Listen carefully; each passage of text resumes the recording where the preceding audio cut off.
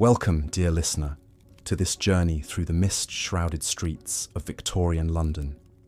As you settle in for a bit of history to unwind your day, I invite you to pause for a moment and leave a comment sharing where in the world you're tuning in from and what time of day it is for you right now. It's always comforting to know how far our community of nocturnal historians reaches, and if you enjoy these quiet, story-rich rambles through times gone by, be sure to subscribe so you can drift off to the past each night. But for now, let us turn back the clock to the 19th century, to an era of grand palaces and sooty slums, a time of empire and industry, of brilliant achievements and human misery. The Victorian age was a study in contrasts, especially in the teeming capital of London, for beneath the stately edifices and glittering balls of the upper crust lay a vast underworld of gut-wrenching poverty, where merely surviving the day was a Herculean feat. Imagine, if you will, the grim and gritty streets of London's East End, where rickety tenements teeter above dank alleys and the air hangs heavy with the stench of sewage and despair. Here, the working poor are crammed into crumbling hovels, entire families squeezed into a single fetid room with little light or air. The slums of Whitechapel and Spitalfields are notorious rookeries where rubbish and waste fester underfoot. Sanitation is an unknown luxury, with no proper sewers or running water, human waste and rotting garbage moulder in reeking cesspools and overflowing gutters. It's in these wretched streets that we meet young Jack, a spindly 12-year-old lad with quick fingers and sharp eyes. By day, Jack is a mudlark, one of the many children who scavenge in the thick muck along the River Thames at low tide, searching for lumps of coal, bits of rope, or if he's lucky, a shiny halfpenny dropped by a passing toff. The muck sucks at his bare feet, the shards of glass and pottery slicing his soles. But Jack doesn't mind. It's a good day when he finds enough coal to keep his family's hearth fire burning for a few hours. But Jack is also a tosher, a sewer hunter who wades through the foul underground channels in the hopes of finding something valuable washed down from the streets above. He holds his breath against the vile stench, squinting in the dim light filtering through the grates, always listening for the telltale rush that means the tide is turning. To be caught in the sewers when the water rises means almost certain death. But it's a risk Jack is willing to take for a chance at a few coins to fill his family's growling bellies. Jack is one of the lucky ones, if you can call it that. At least he has a family and a place to lay his head at night, even if it's just a filthy corner of a crowded room. For those with nowhere else to turn, the workhouses beckon with their promise of a meal and a bed. But they are hardly a haven. Within their grim walls, the destitute trade their freedom for a crust of bread and a place on a thin pallet. The workhouses are more like prisons than charities, with their strict rules and regimented labour. Families are separated, meagre belongings confiscated, and dignity stripped away. The able-bodied break stones or pick oakum, while the elderly and infirm languish in dank wards. Dinner is a tasteless gruel, ladled into crude bowls, and yet, for many, it is still better than starving on the streets.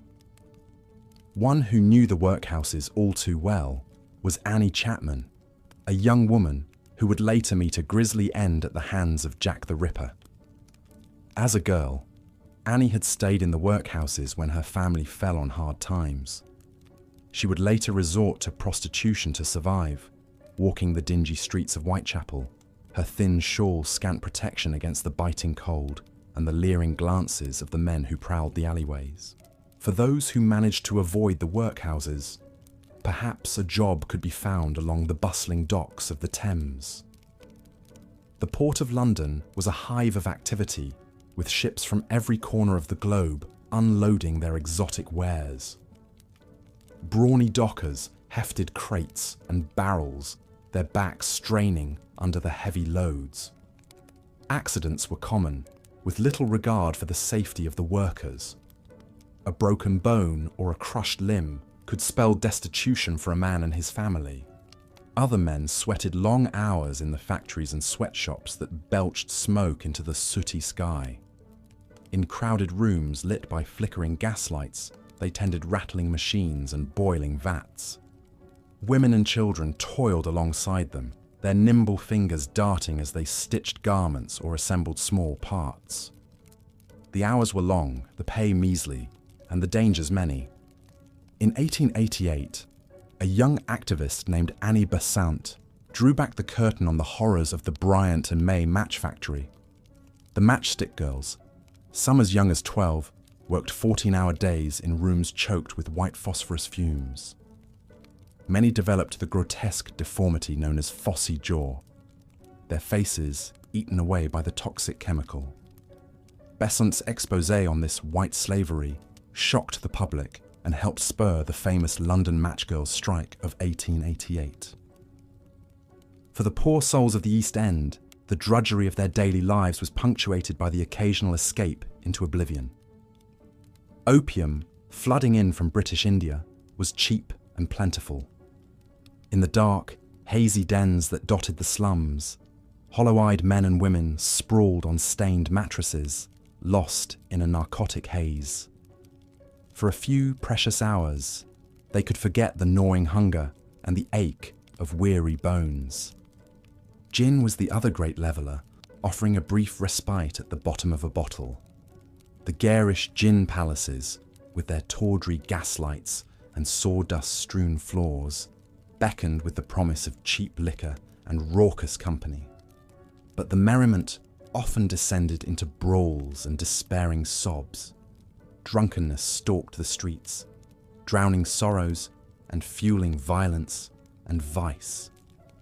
The streets themselves were often shrouded in a dense, noxious fog born from thousands of coal fires, belching sooty smoke into the damp air. The pea soupers, as they were known, could linger for days, turning midday into midnight. In the swirling gloom, the gaslights cast eerie shadows, making the twisted alleys even more menacing. It was in these fog-choked streets that a very real terror gripped the city in the autumn of 1888. A sinister figure was on the prowl in Whitechapel, brutally slaying women and vanishing into the night. The newspapers dubbed him Jack the Ripper, and his grisly crimes ignited a frenzy of fear and morbid fascination. One by one, the bodies of 5 women, all impoverished prostitutes, were discovered horribly mutilated. The police seemed powerless to stop the carnage, their investigations stymied by the dark, twisting streets and the suffocating fog. Wild theories flew as to the identity of the fiend. Was he a doctor, a butcher, a foreign sailor, or even a member of the royal family? Despite the best efforts of the police, Jack the Ripper was never unmasked. His dark legend lives on as a symbol of the dangers and degradations that stalked the women of the Victorian East End. For those who lived and died in those mean streets, there was little justice and less mercy. Indeed, death was a constant spectre in Victorian London, especially for the poor. Disease ran rampant in the filthy, overcrowded slums. Cholera, spread by tainted water, could fell a strong man in a matter of hours. Typhoid, tuberculosis, and smallpox claimed countless lives. For the upper classes, mourning was an art form, with elaborate rituals and strict codes of etiquette. Queen Victoria herself famously wore black for 40 years after the death of her beloved Prince Albert. But for the poor, even a proper burial was often out of reach. The desperate resorted to the services of the resurrection men, the grave robbers who snatched fresh corpses to sell to eager anatomists for dissection. The idea of one's loved ones being carved up on a surgeon's slab only added to the misery and dread. Strangely, this grim world of the poor held a certain fascination for the well-to-do. Slumming became a fashionable pastime, with genteel ladies and gawking tourists trekking through the East End hovels, eager for a glimpse of how the other half lived. They gawked at the ragged children and recoiled from the stinking alleys, perhaps tossing a few coins to salve their consciences. Some, like the journalist Henry Mayhew and a young Charles Dickens, sought to chronicle the lives of the poor, to give voice to their struggles and their sorrows. Their writings helped to spur a growing movement for social reform, a recognition that something had to be done to alleviate the sufferings of the underclass. But change was slow to come to the fetid streets and alleys. It took the Great Stink of 1858, when the stench of raw sewage in the Thames became so overpowering that Parliament was forced to act, to spur the construction of a proper sewer system. Even then, the grand brick tunnels that still serve London today were built more to protect the delicate noses of the elite than to safeguard the health of the poor. Gradually, glimmers of progress began to penetrate the gloom. Social reformers, like Dr. Thomas Barnardo, opened shelters for orphans and street children. The Salvation Army ministered to the destitute with its promise of soup, soap, and salvation.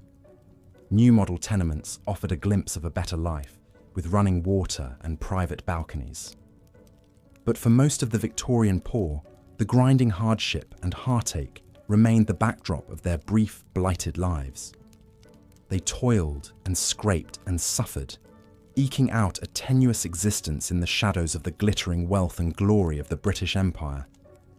Their struggles may be largely lost to history, but they are threads in the vast, complex tapestry of the human story. As we look back at Victorian London, at its fog-shrouded streets and its gas-lit horrors, we see a city of towering contrasts, of magnificent achievements and gut-wrenching misery, of glittering opulence and abject despair. It was an age of progress and of exploitation, of soaring hopes and dashed dreams. The poor may have been swept to the margins, but their lives mattered, their stories deserved to be told. So let us remember them, these forgotten souls, who lived and died in the shadows of history. Let us marvel at their resilience in the face of unimaginable hardship, and let us mourn for the lives cut short by poverty, disease, and despair. Above all, let us learn from their struggles, and let their suffering spur us to build a world of greater justice, compassion, and opportunity for all. And with that, dear listener, we come to the end of our journey through the dark streets of Victorian London. I hope that this small window into the past has given you a deeper appreciation for the struggles and triumphs of those who came before us.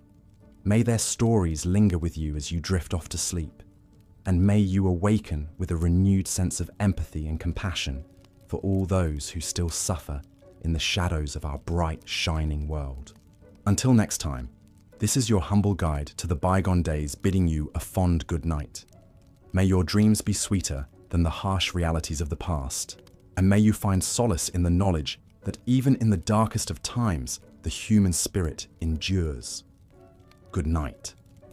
The pain and misery of London's poor began to stir the conscience of wider society in the Victorian era. Social reformers and philanthropists took up the cause, advocating for change and working to provide some measure of relief to the suffering masses. One such crusader was Charles Dickens, the beloved novelist whose vivid depictions of poverty and injustice helped awaken the public to the plight of the underclass. Born in 1812, Dickens knew firsthand the sting of hardship.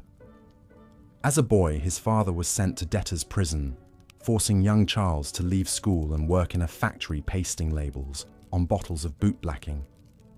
The experience left a deep impression on the sensitive and observant child. As Dickens rose to fame as a writer, he used his platform to shed light on the dark underbelly of Victorian society.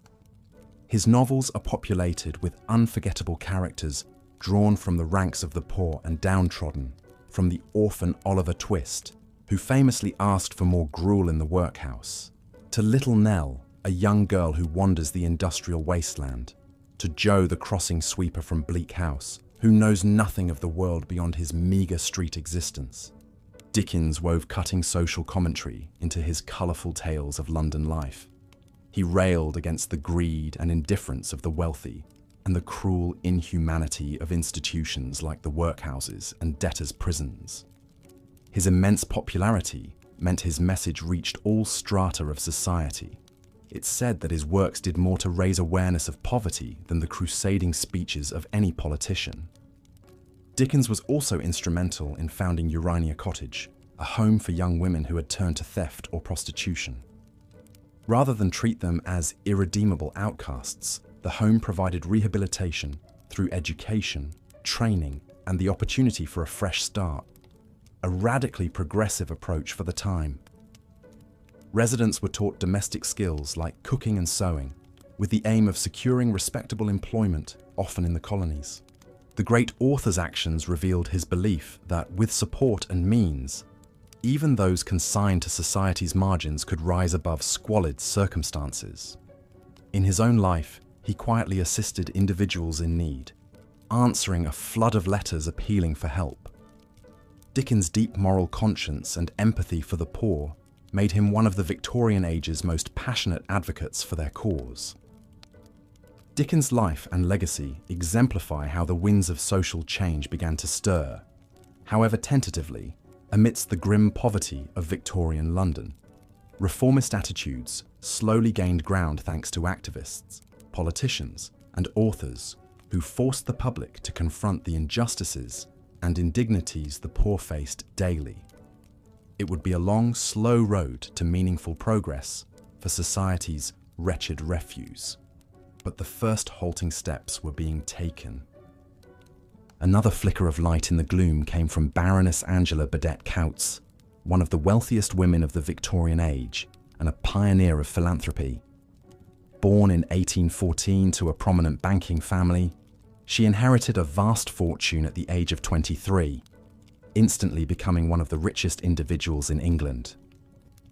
But rather than indulge in a life of luxury, Angela developed a passion for charitable works. Burdett Coutts focused her efforts on assisting the poor in London's East End, one of the city's most notoriously blighted areas.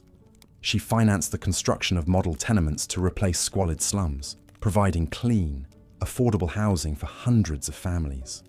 She established a sewing school to teach young women marketable skills and founded a home for fallen women, those who had resorted to prostitution out of desperation. Her approach was innovative in treating the poor with a measure of dignity and respect, in contrast to the harsh judgment and condescension they usually faced from their betters. Burdett Coutts was also groundbreaking in her determination to tackle the roots of poverty, not just provide temporary relief. She funded projects to improve sanitation and access to clean water, rightly seeing that disease and poor hygiene were major factors keeping people trapped in poverty. The Baroness was a fierce advocate for the rights and welfare of children, appalled by the grim fates of London's impoverished youth. She campaigned against the practice of using young boys as chimney sweeps, one of the era's most brutal and dangerous forms of child labour. Small children were sent scrambling up narrow, maze-like chimneys, choked with coal soot and carcinogenic creosote. Many suffered respiratory ailments, deformities from contorting their growing bodies, and sometimes suffocated when they became stuck. Burdett Coutts used her influence to lobby for protective legislation, resulting in the Chimney Sweepers and Chimneys Regulation Act of 1840, which prohibited the use of children under 16 for this work. She was also a key supporter of the Ragged School movement, which established hundreds of free schools to educate poor children and keep them off the streets. Well into her 80s, Burdett Coutts continued to pour her time and fortune into bettering the lives of London's forgotten poor. Contemporaries described her as having an almost saintly aura, her face lined with sympathy and wisdom. Queen Victoria herself was so taken with the Baroness's good works, she proposed elevating her to the peerage, making her the first woman to be made a peer in her own right. The Baroness's shining example helped inspire a new ethic of philanthropy among Britain's upper crust. It became fashionable to support charitable causes, and more of London's elite began funneling portions of their wealth to help the needy. High society magazines breathlessly reported on glittering charity balls and the donation goals reached. Of course, some of this was more about keeping up appearances and social one-upmanship than heartfelt benevolence. But it nonetheless meant an influx of funds to fuel the efforts of reformers. Naturally, this top-down charity was a far cry from truly shifting the balance of power and means in Victorian society. The poor were still viewed more as pitiable objects of mercy than fully equal human beings. Much of the money went to short-term handouts rather than deeper structural changes. A great many among the wealthy still clung to the old Victorian shibboleth that poverty stemmed from moral failing and weak character. But it was a start. The suffering of the poor could no longer be swept completely out of sight and mind. The ranks of the wretched were no longer completely forsaken, and within the brutal machinery of London's workhouses and factories, we begin to see individual lives take on greater dimension through the extraordinary efforts of these few determined souls. Every school founded, every disease averted, every exploited child rescued. Each was a tiny victory for hope in the face of the era's crushing hardships. As the 19th century wound to a close, the lot of London's labouring poor saw some slow but notable improvements. Grassroots labour movements, having begun to find their footing and rally working people to their cause, won a series of key reforms through dogged activism and pressure. The Reform Act of 1867 extended the vote to more working-class men, giving them a voice in the halls of power for the first time.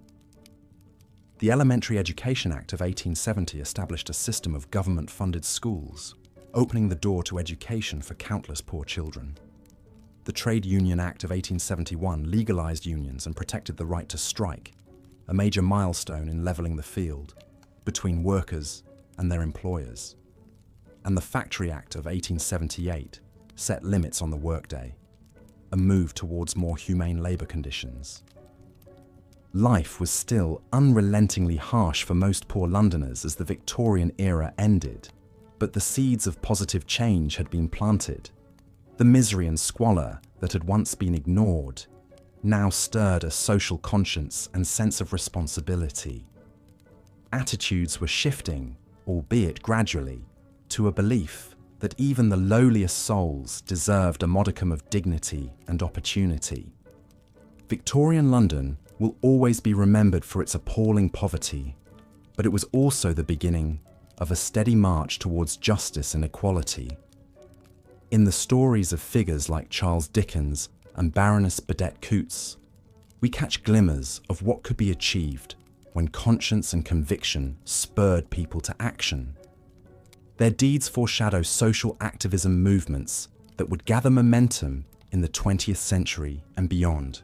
So the next time you stroll past the splendid architecture of central London, the regal halls of Westminster, the grand dome of St. Paul's Cathedral, the palatial facades of the West End manors, take a moment to reflect on the human cost and suffering woven into their history, but also remember the precious strands of hope and decency stubbornly taking root in those brutal times.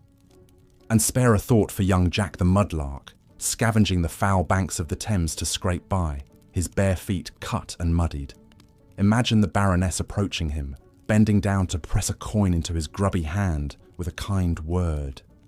Jack tentatively smiles back, uncomprehending this gesture of pure generosity, so rare in his wretched world. It's a small moment, a tiny ripple of goodness in an ocean of struggle. But it matters. In the individual acts of compassion and selflessness glinting through the dark despair of the Victorian poor, we find hope for something better. The promise that with enough empathy and determination, we can build a society with dignity for all.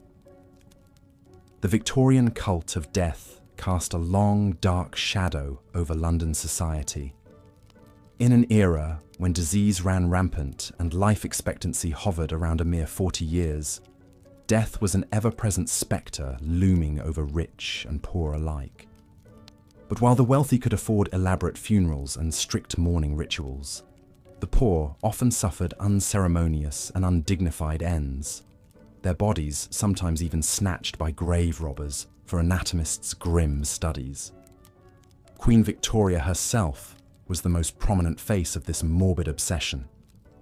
After the untimely death of her beloved husband, Prince Albert, in 1861, the Queen retreated into a state of deep mourning that would last for the remaining 4 decades of her reign. She donned black crepe dresses, avoided public appearances, and even had her servants lay out Albert's clothes each morning as if he were still alive. This set the tone for her subjects to mimic, as mourning etiquette reached almost absurd heights among the upper classes. Widows were expected to wear full black mourning attire for at least 2 years after their husbands' deaths, with strict rules dictating everything from the width of veils to the dullness of jewelry. Advertisers eagerly promoted merchandise to match the somber mood, hawking black-bordered stationery, funeral biscuits, and specially made mourning clothing that could be rented by those who couldn't afford their own. Even calling cards and letters of condolence followed rigid guidelines. The prosperous sought to honor and memorialize their dead with increasingly lavish funerals and grave markers. Entire businesses sprang up to cater to the costly affairs, renting out professional mourners to pad the crowd of grievers and selling memento mori, small tokens and trinkets incorporating the hair or ashes of the deceased. Post-mortem photography also emerged as a popular way to preserve the likeness of dead loved ones, with carefully staged portraits of propped-up corpses, often the only photographs families would have to remember them by. But for London's legions of poor, death was a far bleaker affair devoid of pomp and ceremony. Many families could barely afford the basic pine coffins, let alone the lofty trappings of Victorian mourning customs. Paupers' funerals were a bare-bones business, with multiple bodies sometimes crammed into a single grave in the city's overcrowded cemeteries. The indigent and unknown were buried in unmarked plots, their lives and deaths unrecorded and unmourned by the society that had failed them in life. Even more disheartening was the practice of body snatching by so-called resurrection men. Due to laws restricting the dissection of corpses to executed criminals, the growing ranks of anatomists and medical students faced a severe shortage of subjects to study. A lucrative black market trade arose, with grave robbers plundering the coffins of the recently buried to sell the bodies to doctors for a handsome price. The poor, often interred without a secure coffin or watchman, were disproportionately targeted by these ghoulish thieves. The grim realities faced by London's underclass in death reflected the deprivations and oppression they endured in life. While the bereaved bourgeoisie paraded their mourning like a badge of dignified gentility, the poor scraped by with paupers' burials, the indignity of the resurrectionists, and little means to memorialize their losses. The cult of death, like so much in Victorian society, only highlighted the stark divides between the privileged and the powerless. But even as the Victorians venerated death with one face, a strange fascination with the spectacle of poverty arose among the well-to-do with another. The grim lives of London's poor became a voyeuristic curiosity for the wealthy, who engaged in a particularly condescending kind of tourism known as slumming. Guided by police escorts or enterprising locals, upper-class Londoners would venture into notorious slum areas like Whitechapel or the Rookeries of St Giles to observe how the other half lived. They gawked at residents eking out a living in cramped, crumbling tenements and sidestepped the sewage and filth clogging the streets. Some even played at dressing down to blend in, swapping silks and top hats for rough woolens and caps. Of course, these brief jaunts into the nether regions of London life offered only a sanitized glimpse of poverty, colored by the comfortable distance of privilege. The wealthy could satisfy their lurid curiosity with an afternoon stroll through the slums before retreating back to their cozy carriages and elegant squares, leaving the poor to their plight. For the underclass, the deprivation and desperation the slummers viewed as a passing spectacle were an inescapable reality. That's not to say these poverty tourists were solely motivated by morbid titillation. Some, like social researcher Henry Mayhew and novelist Charles Dickens, aimed to document the conditions of the poor to spur action and reform. Mayhew's book, London Labour and the London Poor, offered a groundbreaking and sympathetic study of street hawkers, beggars, and scavengers. Dickens drew on his own impoverished childhood to seed his novels with vivid, often sentimentalized portraits of workhouses and orphans. Writers and reformers like Mayhew and Dickens did help raise awareness of the plight of the poor. But progress was painstaking, and many Victorians remained apathetic or even hostile to aiding those they saw as lazy, immoral, and undeserving. The squalid spectacle of slum life inspired more gawking than meaningful change for many years. Gradually, however, the sheer severity of the suffering began to stir the conscience of Victorian society. The combined efforts of crusading journalists, philanthropists, and newly formed charitable organisations cast a harsher light on the failures of Britain's vaunted empire to provide for its most vulnerable subjects. Small seeds of reform took root, though frustratingly slowly for those mired in misery. Religious missions like the Salvation Army, established in 1865, offered aid and ministered to the poor under the banner of Christianity, with its sleeves rolled up.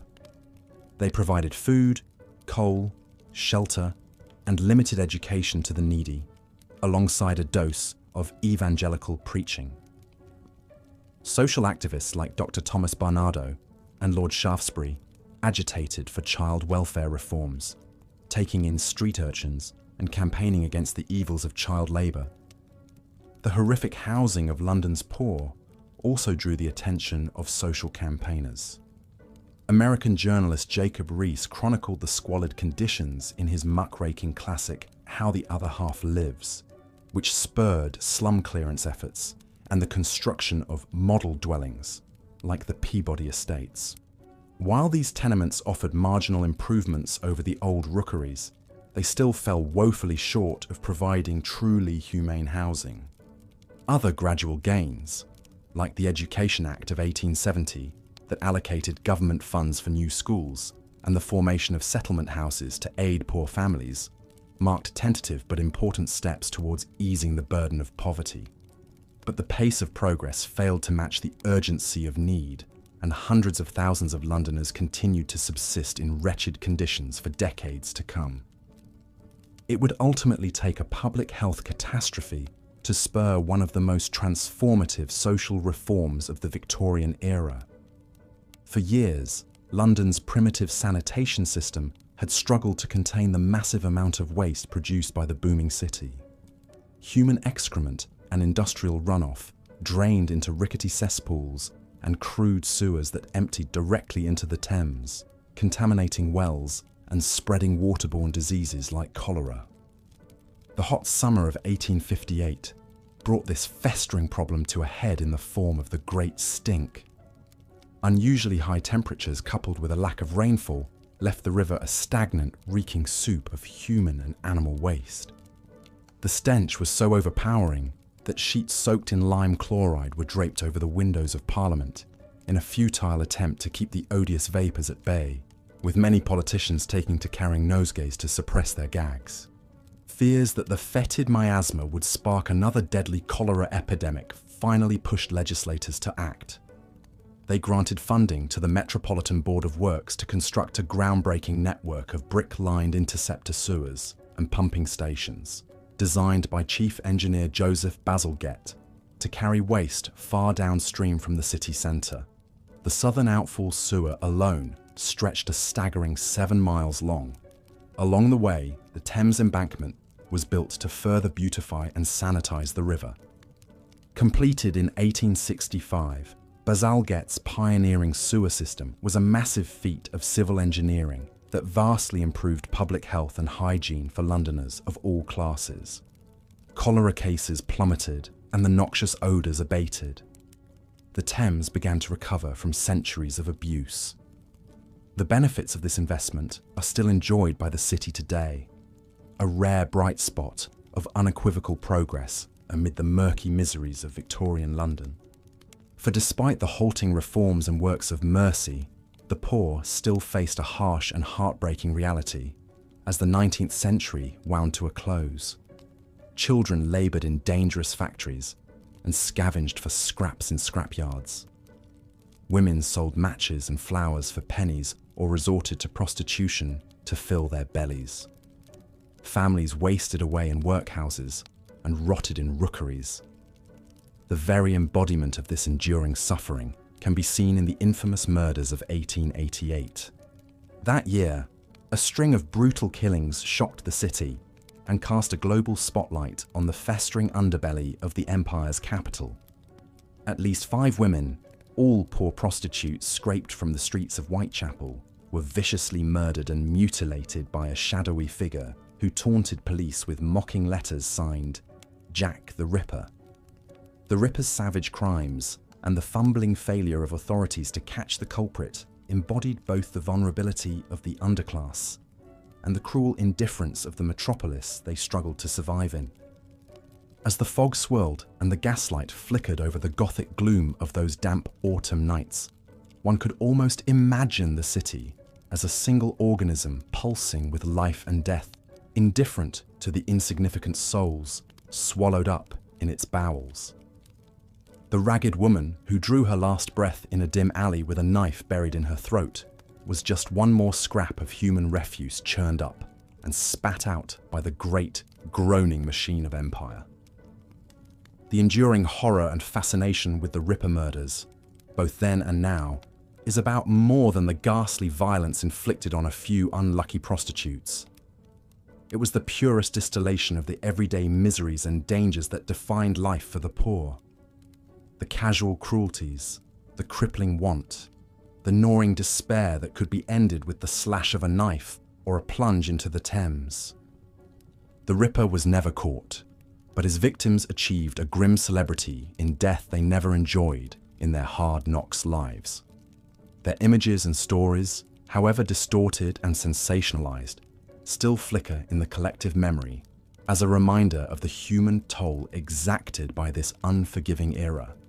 They stand in for the thousands of other anonymous sufferers whose tales of woe were left untold and unremembered. But even in these lowest depths of despair, we can find faint glimmers of hope and resilience. The orphan who defied the odds to survive the streets, the weary mother who still mustered a wan smile for her children, the malnourished matchgirl who dared to dream of a better life. Their struggles may have been largely invisible to their wealthier neighbours, lost in the shadows and squalor, but they were no less real or worthy. As the curtain closed on the 19th century and Queen Victoria's long reign, change was slowly creeping over the fog-bound streets of London. New ideas about social welfare and public health were taking root, the first stirrings of a progressive movement that would fully blossom in the 20th century. The old medieval holdover of the workhouse would soon be phased out, replaced by more humane forms of aid. Compulsory education and child labour laws would give more young people a chance at a better future. Of course, poverty and inequality would persist as harsh facts of London life for generations to come, as they still do today. The city may gleam with steel and glass now instead of soot and brick, but the spectre of want still lurks in its corners and crevices. There are still children who go to bed hungry, still exhausted labourers struggling to make ends meet, still forgotten souls huddled in doorways. But perhaps by confronting the cruelties of the past, we can find the courage and conviction to ease the suffering of the present. The voices of Victorian London's poor still whisper to us from across the ages, urging us to do better, to be better, to see the humanity in every face, no matter how begrimed or bedraggled, to remember that a great society is measured not by its wealth and power, but by how it treats its most vulnerable members. So let us take a moment to mourn the hard lives and lonely deaths of those who fell through the cracks of this glittering empire, ground beneath the wheels of progress. Let us acknowledge the pain and the misery etched into the foundations of the modern metropolis. But let us also honor the perseverance and the dignity of those who endured, the unsung survivors who scratched out another day in the face of a world that would have happily forgotten them. Their stories may be lost to time, but their struggles still echo in the very bricks and cobblestones of London town.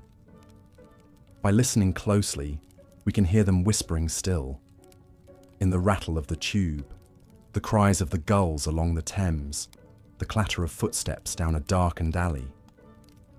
They are the city's secret heartbeat, its restless ghosts, the faint but unshakable conscience that pricks and pulls beneath the polished surface. Life in Victorian London was brutal, yes, but it was also vibrantly, defiantly human in all its grit and grime and gallows humour. The poor suffered greatly, but they also loved and laughed and carried on, etching out their humble place in this hurtling world as best they could. In their struggles, we can find a bittersweet sort of beauty, a reminder of the quiet heroism of sheer survival against the odds. So the next time you find yourself strolling past the stately monuments and grand edifices of central London, pause for a moment and remember the forgotten multitudes who toiled and bled and died in their shadows. Remember the hawkers and harlots, the mudlarks and matchgirls, the costermongers and the crossing sweepers. Remember the tired faces that once peered out from rags and ruins, the souls swallowed up by hard times and harder fates. Remember that empires are built on the bent backs of the unseen, that one person's glittering progress is another's crushing poverty.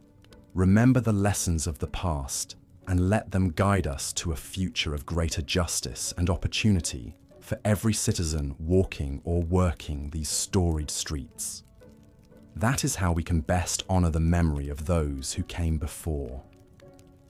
And perhaps in honouring them, we can finally lay some of those restless Victorian ghosts to rest, knowing that their pain mattered, that their lives left a mark, however faint, on this great groaning city. Knowing that the London of today grew out of the foundations they laid, brick by brick and tear by tear. Knowing that we carry their legacy forward, even as we work to build a better world in their wake. Their bones may moulder in the churchyards, their names may be lost to the ages, but they are still with us in spirit, the unknown soldiers of survival, the uncrowned kings and queens of the slums. Let us remember them. Let us mourn them, but above all, let us learn from them.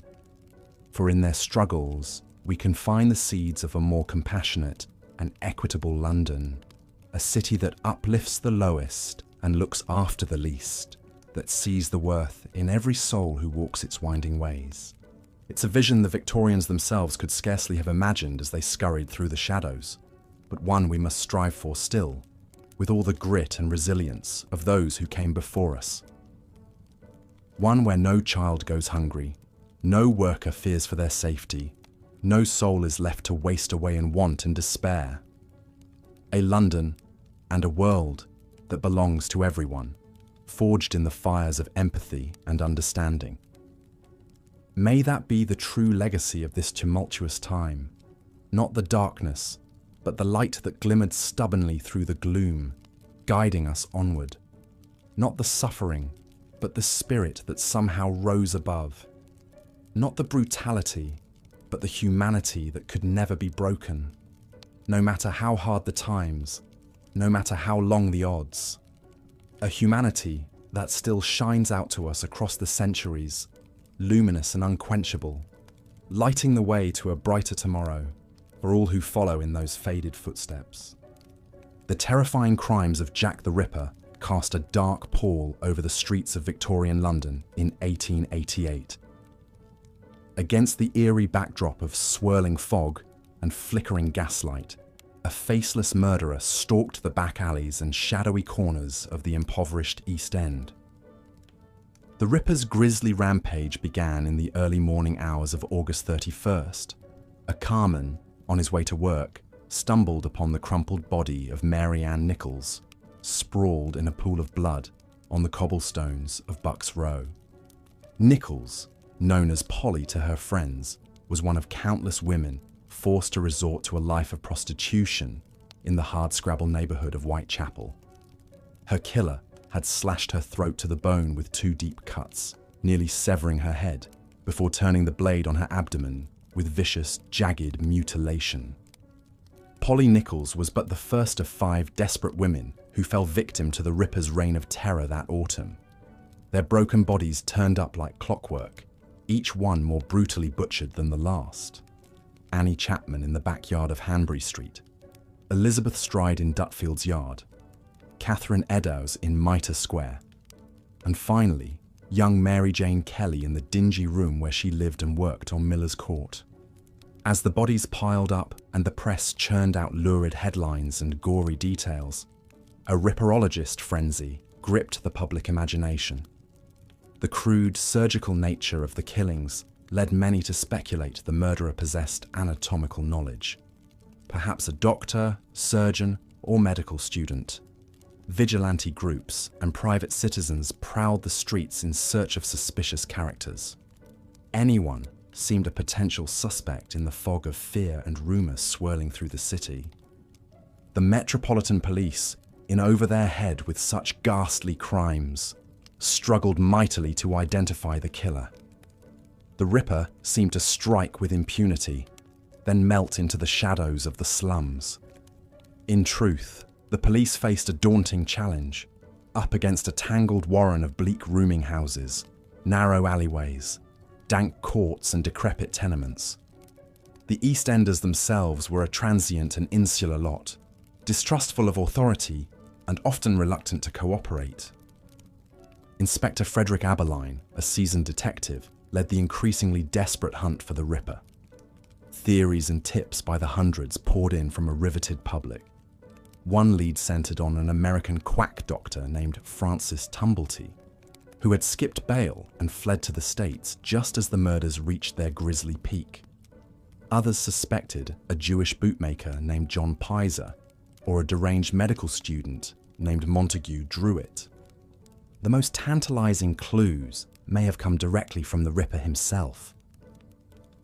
In a chilling letter known as the From Hell missive, the writer taunted the police and claimed to have fried and eaten half a human kidney, promising to send the bloody knife in due time. Was this the authentic voice of a depraved killer or one of countless hoaxes? We may never know for certain. In time, as suddenly as they began, the Ripper's bloody crimes halted in the chill of November 1888. Why the killer ceased his rampage is as much a mystery as his identity. Perhaps he succumbed to injury or illness himself. Perhaps he was institutionalized for madness, imprisoned for other crimes, or fled, never to kill again. Whatever the reason, the Ripper was never unmasked, never brought to justice for his heinous deeds. For all the terror he sowed in his time, Jack the Ripper's enduring legacy is to have shone a light on the dark underbelly of Victorian London. His faceless crimes laid bare the wretched conditions and heartbreaking vulnerability of the poor, especially women, eking out a meagre living in the abyss of society. The Ripper murders were a lurid wake-up call to the 2 starkly different cities coexisting side by side. One, a glittering capital of wealth and empire, the other a fetid world of deprivation and despair. While the poor had always suffered in the shadows of the slums, the Ripper killings splashed their plight across the headlines in gruesome detail. In death, the tragic victims, Polly, Annie, Elizabeth, Catherine, and Mary Jane, gave a silent voice to the voiceless. Their spilled blood cried out from the cobblestones for the world to bear witness to life in the gutter of the great metropolis. Even without a face or a name, Jack the Ripper became the ghoulish embodiment of all the cruelty, vice, and inhumanity festering beneath the genteel veneer of Victorian society. The murders exposed a literal ripping of that carefully cultivated facade, forcing London to confront the misery it had long failed to alleviate for its most vulnerable citizens. Painfully, Slowly, the first seeds of social progress and reform began to germinate in the aftermath of horror. So the Ripper, whoever he was, faded into the fog and passed from man to myth. But his blood-soaked crimes still echo through the centuries, an awful reminder of the steep human cost of unchecked urban poverty and despair.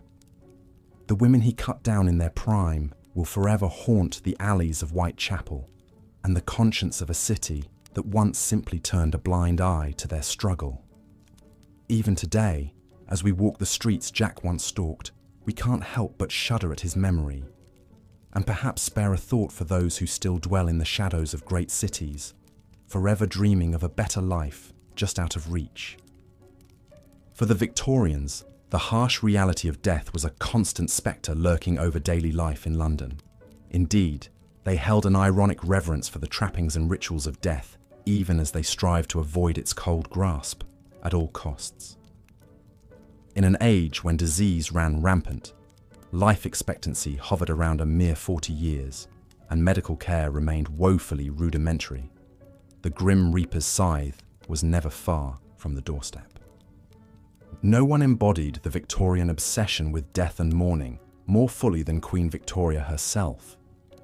When her beloved husband Prince Albert succumbed to typhoid fever at the age of 42, the devastated Queen plunged into deep mourning from which she never fully emerged. For the remaining 40 years of her reign, Victoria only wore black, earned the moniker the Widow of Windsor, and retreated into seclusion in her private residences, rarely appearing in public. In an era when social customs were rigid and appearance was paramount, even grieving fell victim to strict etiquette and protocols, especially among the upper classes. Mourning clothes were a must for the bereaved. Widows were expected to wear full black widow's weeds, with heavy veils for up to 4 years after their loss. Even the servants changed into mourning livery. Often the deceased remained in the family home for days before burial, while loved ones paid their respects. Mirrors were covered in black crepe. Clocks stopped at the time of death. Lavish funerals and grand processions to the cemetery became displays of wealth and status. No expense was spared on ornately carved coffins, mountains of funeral flowers, hired mutes and professional mourners clad in black to swell the ranks of attendees.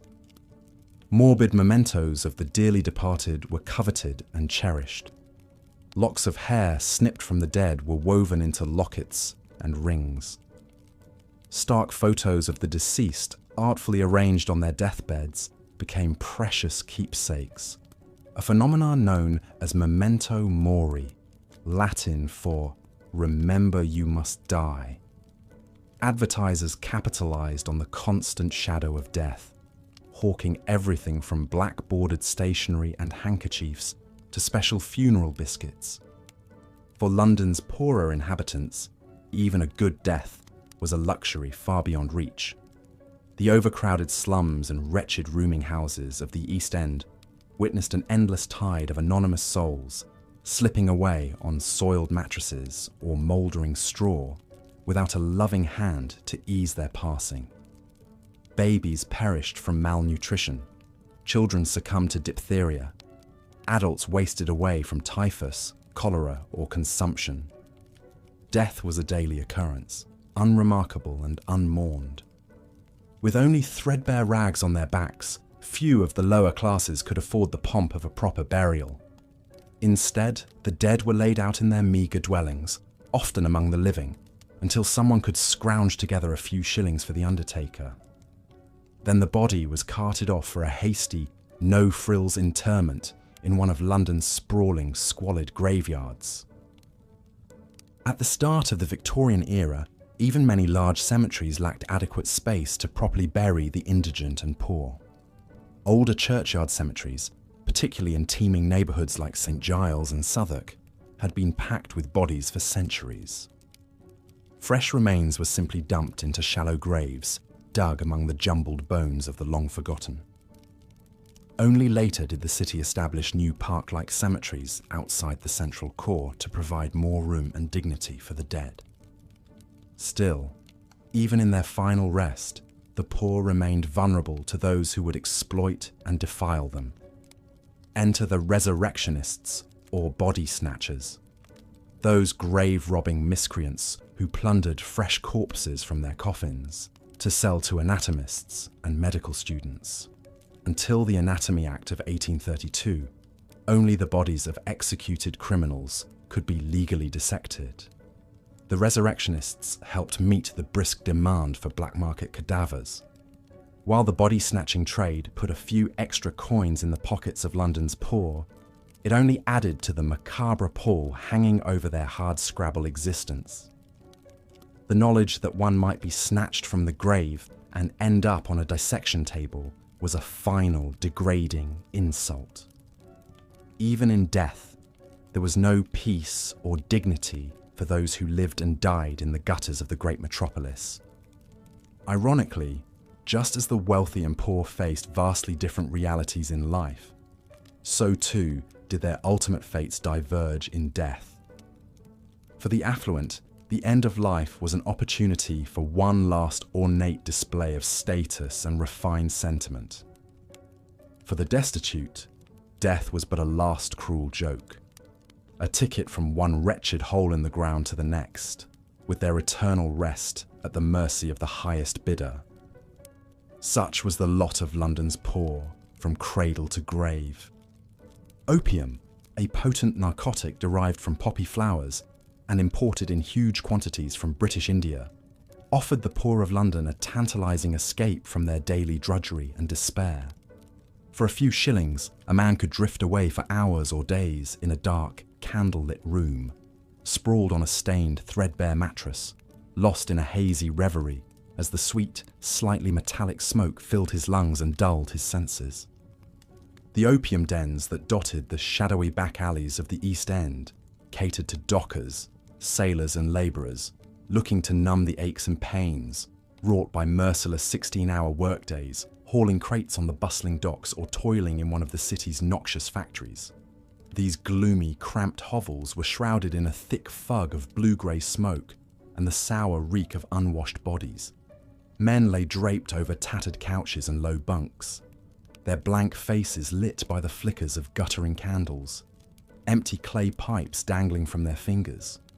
For the opium eaters, as they were sometimes known, the drug was a welcome oblivion, smoked or sipped in the form of velvety black laudanum, the tincture cloaking their bleak lives in a gossamer veil of tranquility and strange visions. But that respite came at a steep cost, racking withdrawals, wrecked health, and ruinous cravings that drove some to thievery and madness. Addiction shattered families and left many in even deeper penury. The popularity of opium, especially in London's impoverished quarters, was in part an outgrowth of Victorian attitudes towards intoxication. While hard spirits like gin had long been the more common balm of the working classes, drunkenness, especially public inebriation, carried a social stigma among the middle and upper classes. Opium dens, secretive and discreet by necessity, allowed one to indulge with less risk of public censure or shame. Indeed, the Victorians took a remarkably laissez-faire view of narcotics, with few legal restrictions on their sale and use. Opium-based preparations like laudanum and Godfrey's cordial were readily available from chemists and used to soothe a wide range of ailments from toothaches to colicky babies. Many genteel ladies habitually dosed themselves with laudanum, a refined woman's vice carried out behind closed doors. But in the dank opium dens catering to the lower orders of society, there was little gentility to be found. These were desperate people seeking solace by any means from lives of grinding poverty and joyless labour. For many, the temporary transport offered by the poppy was worth whatever miseries might follow. Another hardship to bear in a life shaped by hardship. A small mercy in a city that offered them few. The opium den on Bluegate Fields was typical of its ilk, a ramshackle two-storey house on a fetid, narrow lane, not far from the Rotherhithe docks. Its faded whitewash was stained with soot and grime, the dim windows caked with dust and dead flies. A tarnished brass knocker in the shape of a clenched fist hung on the battered front door, a portal to dreams and nightmares. Late one night, a haggard young docker named Johnny staggered up to its threshold, fumbling in his pockets for a few grimy shillings. His meagre pay after a brutal day unloading tea chests and bales of silk from a steamer out of Calcutta. His head throbbed and his back ached fiercely where a massive crate had slammed him against the bulkhead, nearly knocking him senseless. His boots had a gaping hole where a rusted nail had gouged his sole, and rainwater squelched unpleasantly between his toes with each step. Johnny had a wife and new baby daughter lodged in a shabby room on Flower and Dean Street. Little Eliza had been born blue and underweight 3 months ago and still wailed thinly day and night. His wife Jenny was wan and worn down, her youthful bloom faded like a hand-me-down frock. He knew he should bring them his few shillings for food and coal. The baby needed milk, and there was precious little in the larder but mouldy bread crusts and a knob of hard cheese. But the promise of sweet oblivion called to him like a siren song, impossible to resist. Just one night's respite from the gnawing of his empty belly and the stabbing pains in his battered limbs and the whimpers of his hungry child. Was that so much to ask from this world that seemed to begrudge him even a moment's peace? He would make it up to them tomorrow, he swore, just like he always swore. Jenny would scold and weep, but she'd forgive him, she always did. He knocked on the door, the brass fist beating a fateful tattoo. Inside, the proprietor, a skeletal Chinaman named Chung Yi, nodded wordlessly and gestured Johnny upstairs. The room was dusty and crowded with worn, rickety furniture, its peeling walls stained with the residue of 1,000 smoking sessions. Low couches upholstered in faded red velvet ringed the space, scattered with limp, stained cushions. The windows were veiled with heavy black curtains that muffled the street noise and held the curling opium fumes inside the room like swirling spectres. A few other men, dull-eyed and